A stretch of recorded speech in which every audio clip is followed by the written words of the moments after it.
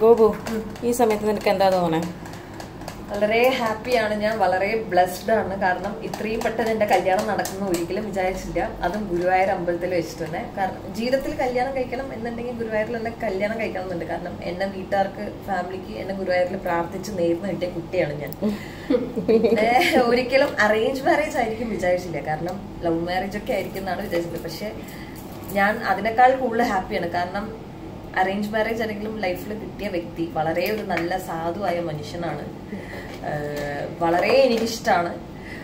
ആ പുള്ളീനെ കല്യാണം കഴിക്കാൻ പോകുന്നു എന്നെന്ന് പറയുമ്പോൾ ഐ ഫീൽ വെരി ബ്ലെസ്ഡ്. പിന്നെ സൈഡിൽ ചേച്ചി, അതായത് ഞങ്ങളുടെ അമ്മു, രൂപി കുഞ്ഞൻ, അപ്പു, അപർണ, മഞ്ജു ചേച്ചി, സംഗീത ചേച്ചി, ഞങ്ങളുടെ ഡയറക്ടർ എല്ലാവരും വന്നിട്ടുണ്ട്. അപ്പൊ അതിന്റെ ഒക്കെ ഒരു ഹാപ്പിനെസ് ഉണ്ട് മൊത്തത്തില്. All the very best. Thank you.